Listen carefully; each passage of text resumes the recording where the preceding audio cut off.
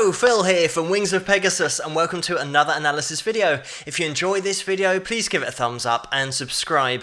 On the agenda tonight, we have Albert Cummings, and this is going to be coming from Don Odell's Legends studio in Massachusetts, and Albert's going to be playing through Barrel House Blues. So let's get Albert up on screen and see how he gets on.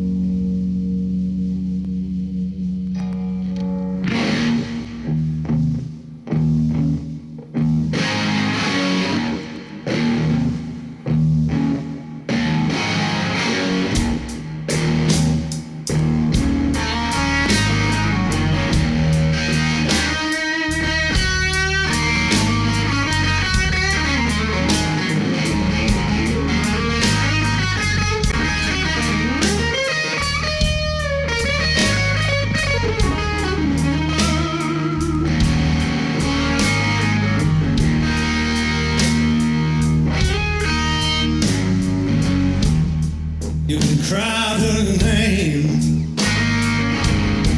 She can't hear you call. She's had enough, enough of it all. You can tell on your knee, your mama's front door. You can cry her name. She can't hear you no more.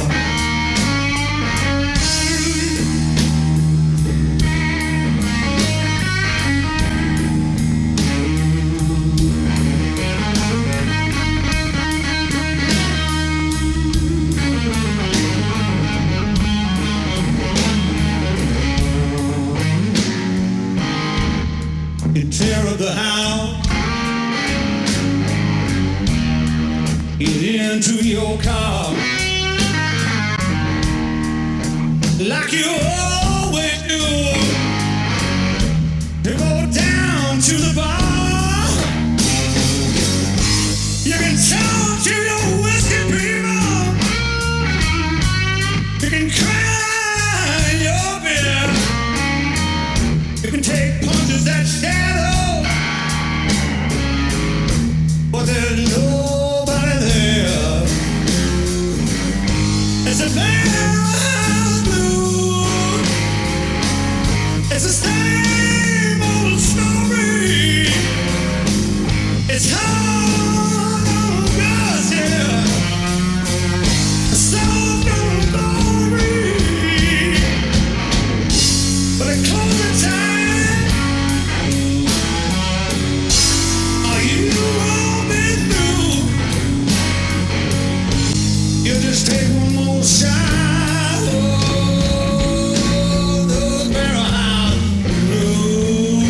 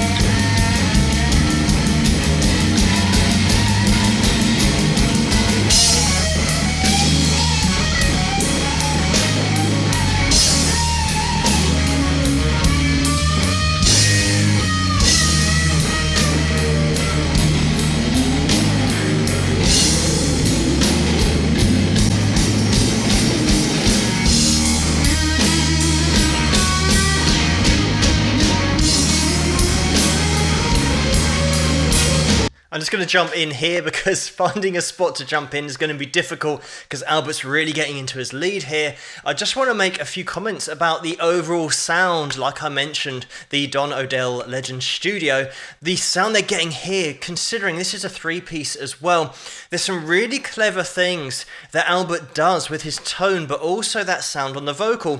First of all, the vocal, I mean, what a great voice Albert has got. Just so much soul and expression in there, but also you hear those trills, the way that he finishes off those lines with that classic blues ending, those little trills, the throwaway lines, very similar to what you'd have on guitar. The guitar tone, which we've got a fair amount of overdrive on there, but we've got a really nice attack in that sound. It means that every single pick, all of that expression really does jump out. It's quite top-endy. We've got quite a lot of treble in here, and obviously being on that bridge pickup as well is going to have that effect. But also we have that really subtle delay that is put on the guitar tone where it's going to be repeating after every strike, which also, considering this is a three-piece, is a great move. And it's something that if you do play in a three-piece yourself, you want to experiment with, because when you strike a chord, or if you're playing like Albert is, he really brings down that dynamic range when he's singing. But that delay, it means that every note that he hits is just going to be subtly repeated, and it's a really fast delay here. It's not as if there's like half a second between the delays. It's a really quick delay, which means that just for a second or 2 seconds you might get 4 or 5 repeats of that note. But like I said, it's so subtle you don't really notice it. The effect it has is filling in all of that space where if you just had a really clean tone, once you've hit your one string, your one note in a three-piece, that means that your sound would be gone instantly, and there'd be nothing filling in that space now. Whereas if you have a little bit of delay on there, it means that those notes are now lasting for a little bit longer, so you've got less dead space. And when you play in a three-piece, the last thing you want is just dead space littered in your performances.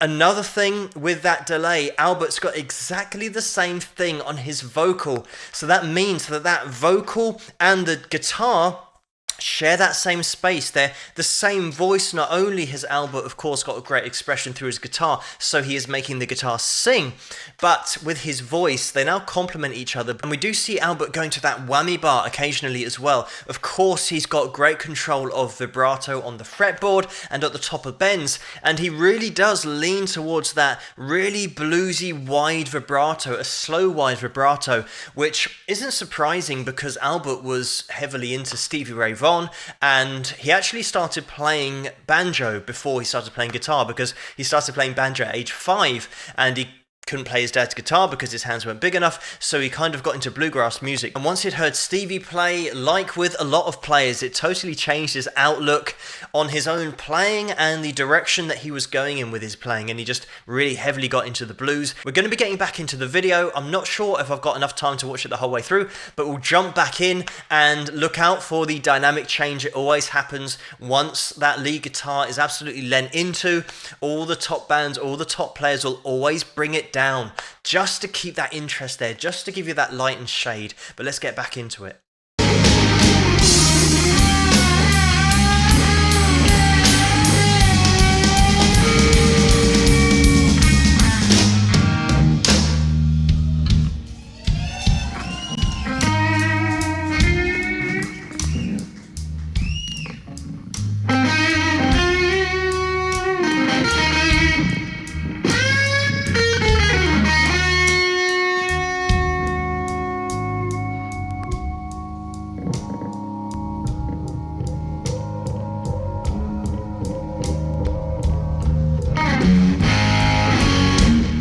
The bartender there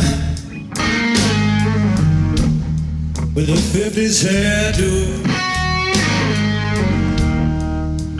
she might act like she listen to you, but she's been around, ain't your kind before. The last one, she threw him out the door.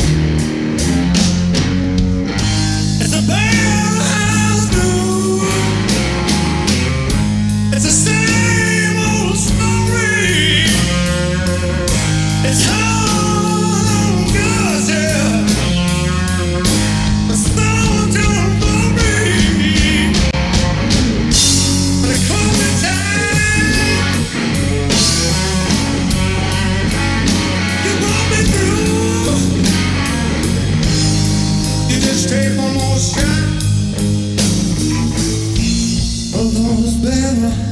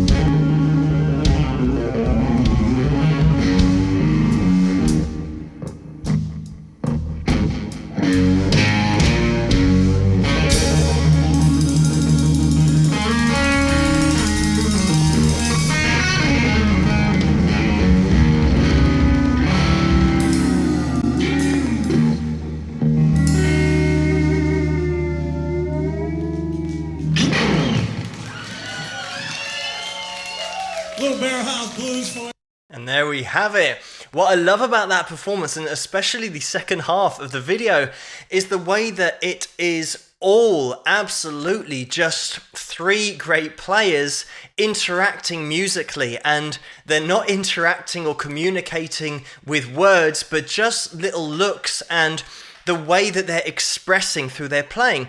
If you want to rewind it back to the same point, watch it again and listen to the drummer, the way that he's just following what Albert's doing. So however quietly Albert might be playing, it means that the drums are going to stay at that same level. And as soon as Albert starts to lean into his sound a little bit more, you then get that change to then bringing in the snare, which is obviously just going to increase that dynamic range ever so slightly to have a more aggressive sound.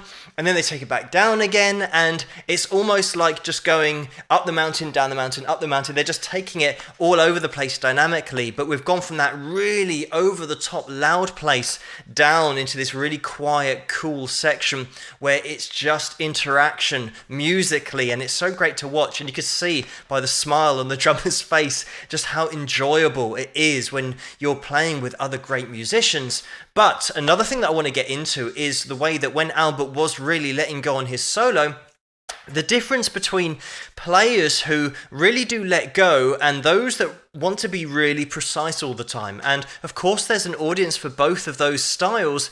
I just love the idea of somebody trying to tab up a solo of a great blues player when they're absolutely letting go and pushing everything to the limit, because you will get an open G, an open A, an open D ringing out, and it's not part of the solo, but it is part of the emotion, it's part of the expression. And you can imagine programming a robot to try and play exactly the same thing. Of course, it's now going to play the open strings with the other notes that it's playing, and it'll just sound stupid. But when you've got somebody that's so into the playing and is communicating that emotion, it's not what the player is playing, it's how they're playing it. And that's the great thing about music, and that's the beauty about music, is that it's so expressive You don't have to be a technical marvel on the guitar and be so precise all the time. And just a bit of trivia on Albert, because I did mention before about him being a huge Stevie Ray Vaughan fan, and he actually went to watch him live, and that no doubt really inspired Albert, seeing Stevie up close. And when he was releasing his first album, that was in 2000, and that's called The Long Way, Tommy Shannon actually heard that album, and Chris Layton did as well, who are two members of Double Trouble, if you don't know who they were. And Double Trouble, by the way, was Stevie Ray Vaughan's band. So they heard Albert's playing and were really impressed with the way that he really expressed through the guitar for a start, but just his whole approach to playing. So they offered to actually get involved with Albert's playing and record an album, and he recorded an album with Double Trouble, and that was From the Heart. So Albert actually got to work with Stevie Ray Vaughan's band, and that was actually the first project that they worked on, recording project after Stevie's unfortunate death. But what must it have been like to actually get in the studio with those guys that you've been watching on stage for so many years, and musically as well and professionally, in order to now get involved with them in the production and the playing of your own album? It must have been such a buzz for Albert. But a great performance here from Albert, just all over it vocally, but also on his fretboard, and just that really subtle addition of delay to that vocal sound, but also that guitar really does make all the difference. And let's not overlook obviously the rhythm section, drums and bass absolutely all over it, but also the overall mix of Don Odell's Legend Studios. So great job on the sound here and great playing all round. But thank you so much for suggesting this video for me to take a look at, and keep those suggestions coming in the comments below. Let me know what you guys think, and if you like this video, please give it a thumbs up and subscribe, and I'll see you guys at the next one.